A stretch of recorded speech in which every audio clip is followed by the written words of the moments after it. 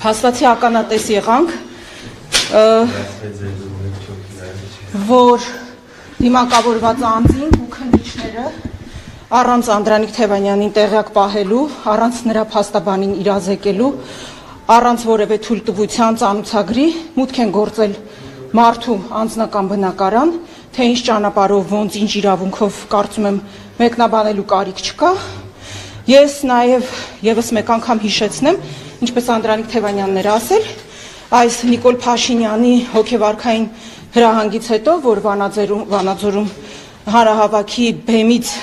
սկսեց բղավելը եւ ասաց հրահանգ տվեց իրավապահներին օրով, ժամով, տեղով եւ ամեն ինչով, որ գործ կարեն Անդրանիկ Թևանյանի դեմ, դրանից մի քանի օր առաջ հարցակում էր իրականացվել, դուք ինքներդ տեսաք ներքևում գտնվող այդ վերելակի վրա, որ այսինքն շենքը ընդհանուր վերելակ չունի, այդ վերելակը ներքևում գտնվող ծառայում է Անդրանիկ Թևանյանի եւ մեկ հարկ վերև մյուս հարևանի համար։ Կարծում եմ, որ թիրախը շատ պարզ է, հա, որ ինչու են իրենք կոտրել այդ դուռը, ինչ են ուզեցել պարզել, թերևս այսօրվա համար, որ կարողանան գան առանց խոչընդոտ, որովհետև այնտեղ կոդ է պահանջվում վերելակը բացելու համար, մտնեն բարձրանան անօրինական կերպով եւ մտնեն բնակարան։ Տիկին Մանուկյան, Անդրանիկ Թևանյանի կողմից այդ ենթադրյալ հանցանքը կատարելու ժամանակահատվածում դուք պատգամավորի կարգավիճակ ունեիք։ Բան ես անում, հա, հիմա իդեա ես տալիս Նիկոլ Փաշինյանին մի քրեական գործել իմ դեմ թղարուցեմ, պրոբլեմ չկա։ Հա, ես իմիջիալուց մի զավեշտալի դեպք էլ պատմեմ առավոտյան մեր հարգելի լրագրողներին։ Արդեն ես տեղյակ եմ։ Եկեք չվիճենք։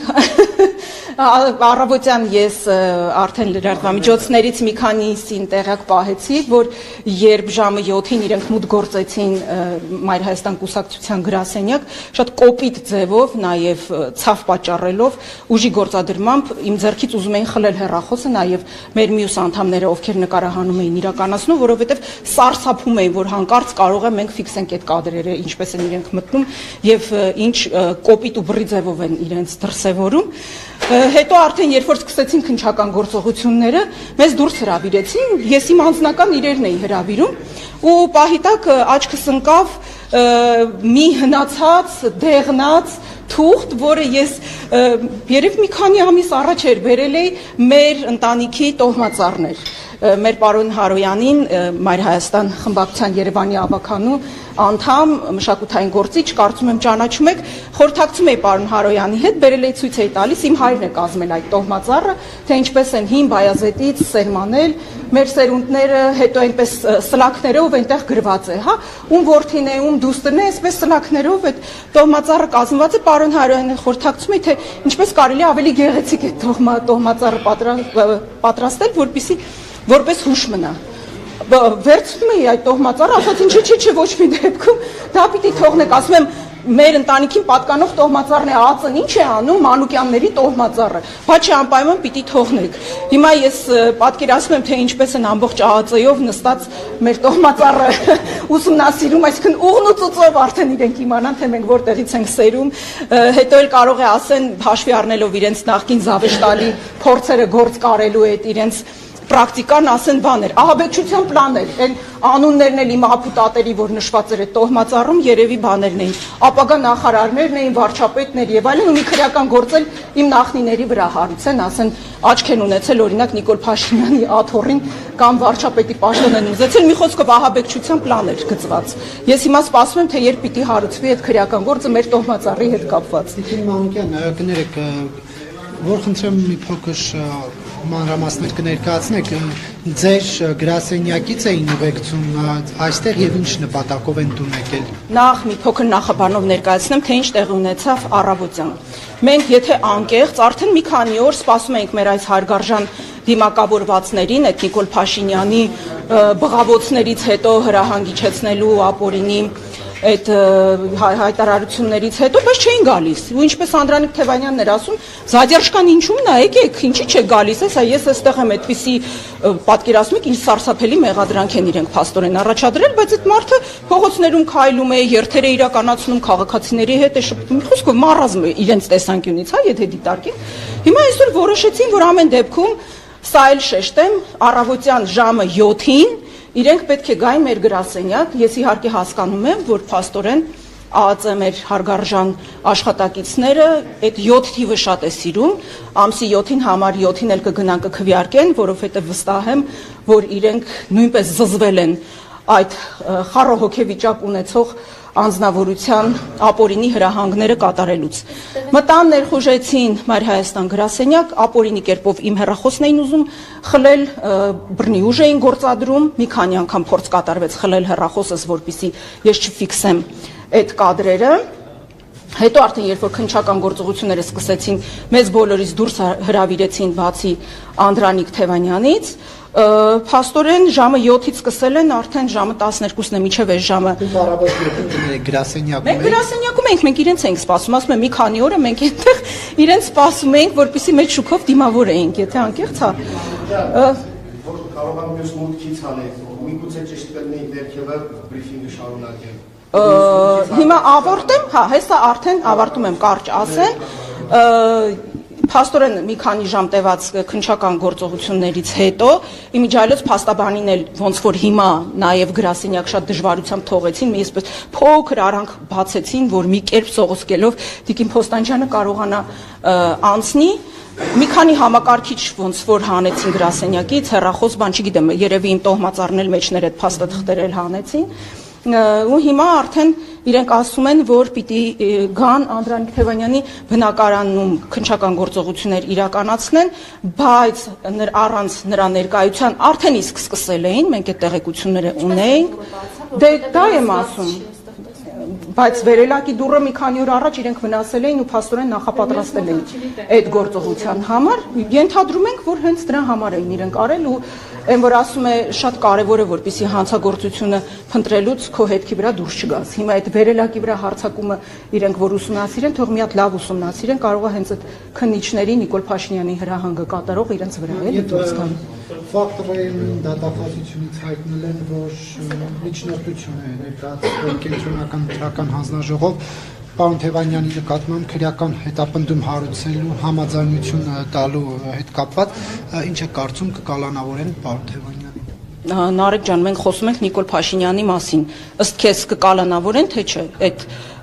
հիստերիկ հրահանգներից հետո կկատարեն այդ հրահանգը, թե չէ։ Եթե չկատարեն, ես անկեղծ ասած պատրաստ եմ ներողություն խնդրել ԱԱԾ-ից, մեր քննիչներից, որ իրենց մասին վատ բաներ են մտածել են, որ Նիկոլի կամակատարներն են։ Բայց խիստ կասկածում եմ, որ չեն անի այդ հրահանգը։ Եվ Տիկին Մանուկյան, քննչական կոմիտեի հաղորդագրության հետ կապված, պարոն Թևանյանը ճանաչում է այդ Ռոսիա Կովկաս, եթե չեմ սխալվում այդ կենտրոնի անուն, այդ կենտրոնի հետ կապ ունեցել է երբևէ, համագործակցել տնօրենին ճանաչում է, թե ոչ։ Ինձ հիմա այնպիսի բաներ եք հարցնում, որ ես իրոք չեմ կարող տեղյակ լինել, բայց մի բան կարող եմ ասել, երբ երեք մենք գրասենյակում էինք մեր կենտրոն վարչական շրջանում իրականացված բազմամարդ եւ էներգետիկայով լի երթից հավաքից հետո եկան գրասենյակ ու քննչական կոմիտեի այդ պաշտոնական հաղորդագրությունը արդեն տեսանք, մի լավ ծիծաղել ենք, որովհետեւ մի քանի օր է մենք այսպես արդեն բանի էր, սպորտային հետաքրքրության էր վերածվել, թե ինչ հոդվածով, ինչ կարված շուլալված հոդվածով իրենք պետք է այդ գործը հարուցեն, ինչ, բայց այս մի բանը մեր մտքով չէր անցել, էլի, այդ ֆանտազիան այդքան չէր բավականացրել, եթե անկեղծ։ Ես չգիտեմ, որտեղից են հորինել, որտեղից են վերցրել, ինչ ու մտքով է այդ մառազն անցել, այդ թիվն էլ այդ ինչ որ ես իմ հսկայական թվերի մասին է խոսքը, իմ մոտ այնպիսի տպավորություն է, որ այդ պատվերը կատարող քննիչը ուղակի ստեղնաշարի մոտ նստած, այդ թվերի վրա մատերով ինչ որ sense պատահական, հա, ինչ որ թվեր է բանարել, հավաքել, եկել է այդ թիվն է կազմել։ Չգիտեմ, ինչ հիմք ունի, մառազմ, ուղակի մառազմ, այլ բառ չեմ կարող ասել։ Կասկածում Ռուսաստանի հետ համագործակցության մեջ, այլ ոչ թե օրինակ Մեծ Բրիտանիայի։ Այ շատ հետաքրքիր։ Շատ հետաքրքիր հարցեր եք տալիս։ Դե բնական է, որովհետև այս իշխանությունները, այս հակառուսական իրենց արշավը, որ սկսել են, այդ Եվրոպայի իսկ իրականում ԵՄ-ի, Թուրքիայի եւ Ադրբեջանի պատվերը կատարելու շրջանակներում իրենք դեռ շատ երկար ծրագրեր ունեն իրականացնելու։ Հունիսի 7-ից հետո Աստված մի արած թե եթե կարողանա վերարտադրվել, հաջորդ քայլը լինելու է Գյումրիում գտնվող ռուսական 102-րդ ռազմաբազան հանելը, իսկ ես ձեզ վստահեցնում եմ, որ երբ ռուսական 102-րդ ռազմաբազան դուրս գա, հաջորդ իսկ վայրկյանին Թուրքիան մտնելու է Հայաստան։ Փաշինյանը ասում է, որ Վլադիմիր Պուտինի հետ շատ լավ հարաբերությունների մեջ է, լավ հարաբերություններ ունեն։ 100 անգամ իր հետ վերջին Վլադիմիր Վլադիմիրովիչին համի հազար անգամ շնորհակալություն է հայտնում, թե թող ունենա, բայց հիմա ում է հիմարի տեղ դրել։ Իրեն է դրել, ուրիշ ոչ մեկի, որտեղ բոլորն էլ հասկանում են ինչ է կատարվում։ Տիկին Մանուկյան, իհարկե բոլորի անմեղության կանխավարկած հարկելով, բայց պարոն Թևանյանը հայտնի է իր ռուսամետ հայացքներով, սա գրեթե անհերքելի է։ Դա հանցագործություն է։ Չէ, ուղղակի Նայեք, մի այսպիսի կեղծ թեզ են նաև իրենք շրջանառում, ասում են ռուսամետ, իրականում պարոն Թևանյանին նման հայամետ գործիչ ես շատ քչերին եմ ճանաչում, իսկ այն արևմտամետները ճակերտավոր, որ կան մեծամասնությունը իհարկե, հիմնականում դրանք թուրքամետներն ու ադրբեջանամետներն են։ Իսկ այդ հակառուսականության շրջանակներում այս իշխանությունները, որ վարում են, բնականաբար իրենց պետք է նյարդայնացնի Ռուսաստանի հետ ունեցած լավ հարաբերությունները եւ այն տեսակետը, որ մենք պետք է շարունակենք Ռուսաստանի հետ մեր ռազմավարական գործընկերային հարաբերությունները եւ դրա համար էլ այդպես նյարդայնանում են ու պիտակի նման ուղղակի բա ինչ լինի, ադրբեջանամետ լինի, թուրքի գործակալ լինի, Թուրքիա առաջ կզած լինի, թուրքի կոշիկ լիզող լինի, որ Նիկոլ Փաշինյանի դուրը կա, որտեվ ինքը հենց այդպես է որ կա։ Եվ դուք այս ամեն ինչը միայն ճնշում եք համարում պարոն Թևանյանի նկատմամբ քաղաքական թիմի նկատմամբ, թե այնուհանդերձ նաև սա անուղղակի աջակցություն է իշխանությունների կողմից Բարգավաճ Հայաստանին, որովհետև սա լուսաբանվում է, բոլորի ուշադրությունը այս իրադարձության վրա է, հիմա ոչ մեկ քարոզարշավին չի նայում, թե ով ինչ է խոստանում, բոլորը նայում են, թե ԱԱԾ-ն ինչ է անում, եւ ուզի իշխանությունը, որ ապահովի Բարգավաճ Հայաստանի անցողիկ շեմերը խորհրդարան, որովհետև ինչու ոչ, պարոն Ծառուկյանն կարող է իշխանության համար ավելի հեշտ կառավարելի ընդդիմություն լինել, հաշվի առնելով ունեցվածքի հետ կապված խնդիրները։ Դա ձեր անձնական տեսակետն է, որի հետ ես բացարձակ համաձայն չեմ։ Բարգավաճ Հայաստան կուսակցությունը, որի ցուցակով խորհրդարանական ընտրություններին տեղյակ եք, մասնակցում է Մայր Հայաստան կուսակցությունը եւ Դեմոկրատական այլընտրանք կուսակցությունը,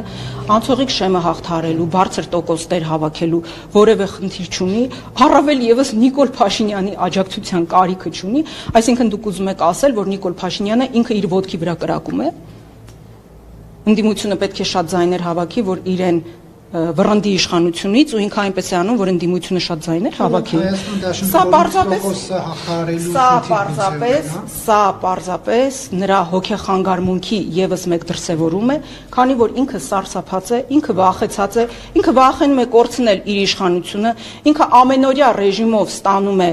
հարցումների տվյալները, տեսնում է, գիտի, տեղյակ է, որ հունիսի 7-ի ընտրություններով պարտվում է հավաքական ընդդիմությանը, դրա համար էլ այսպիսի ցայտնոտային, այսպիսի անկանոն